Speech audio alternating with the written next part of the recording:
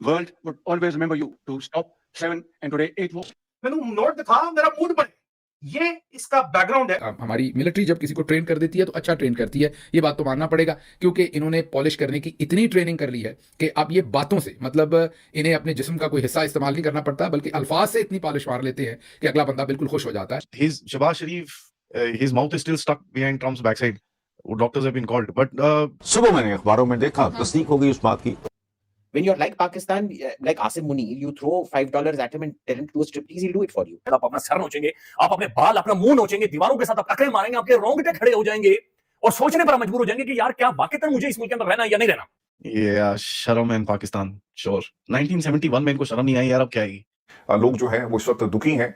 मसला सर यहाँ पे ये है कि पाकिस्तान में इक़्तिदार पर काबिज की जितनी भी आपको लॉट नजर आ रही है ना, ये सिर्फ अपनी कुर्सी को और अपने इक़्तिदार को बचाने के लिए आपको इस तरह के काम करते हुए नजर आएंगे। डोनाल्ड ट्रंप ने हमारे फील्ड मार्शल और प्राइम मिनिस्टर के साथ तो सरासर ज्यादती या हाथ किया, जिसको हमारे यहाँ कहते हैं ना कि घर बुला के बेइज्जत करना, ये तो कुछ ऐसा ही हो गया। पाकिस्तान हमेशा से अमेरिका का इत्तेहादी नहीं, पिट्ठू बन के रहे हैं।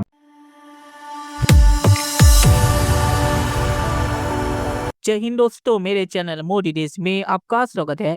दोस्तों इस वीडियो को लाइक से और मेरे चैनल को सब्सक्राइब करना मत भूलेगा।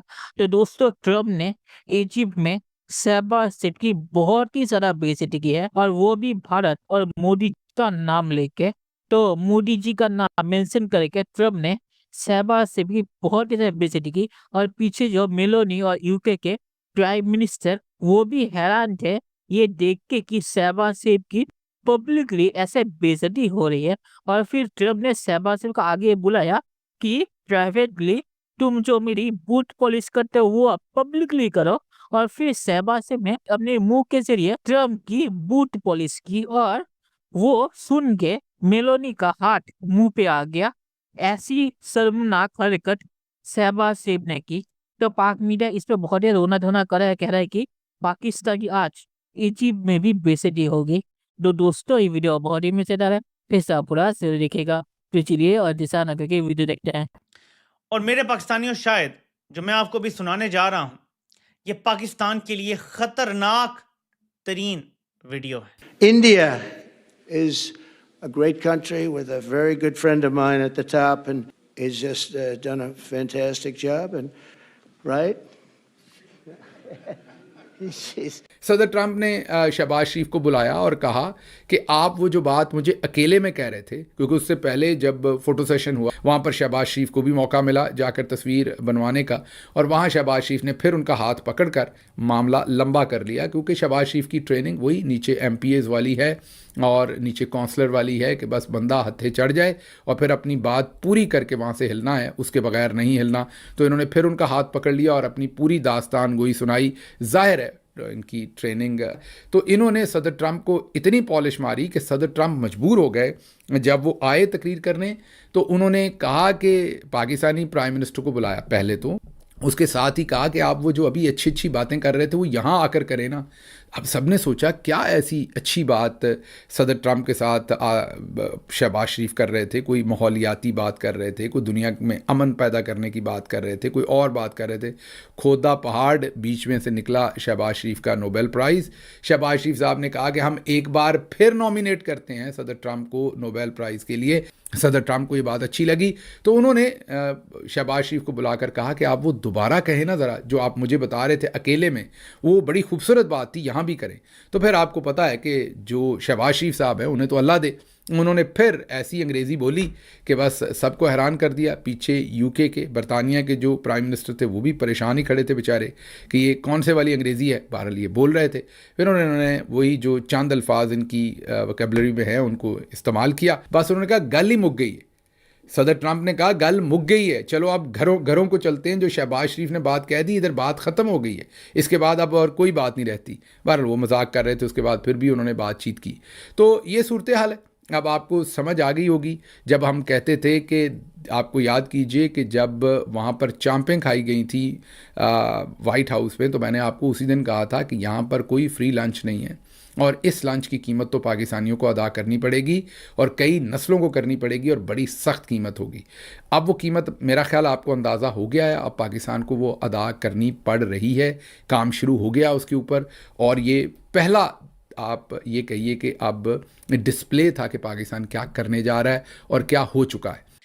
ट्रंप ने आज सब लोगों को बिठा के और वहां पे कहा है कि देखो, मैंने जेरूसलम में इसराइल का कैपिटल शिफ्ट कर दिया था, सफारत खाना शिफ्ट कर दिया था, तो बताओ मैंने सही किया या नहीं किया।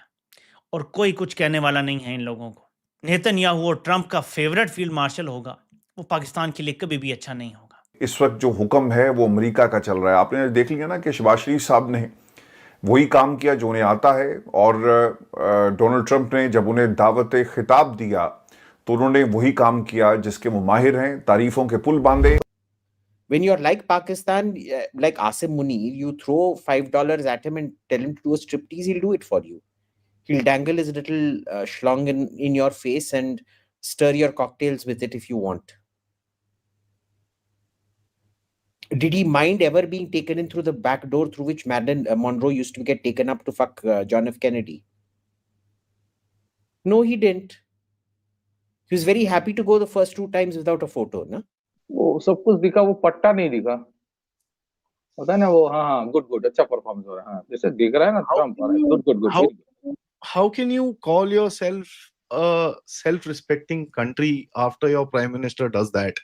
And look at the performance of Shehbaz Sharif. वो बच्चों के 7th स्टैंडर्ड में इलोक्यूशन टेस्ट होता है कि तुम कितने फ्लुएंटली रट्टा मार के बिना देख के बोल सकते हो। बगल में खड़ा होता है हेडमास्टर, देख रहा है, हाँ ठीक है, गुड।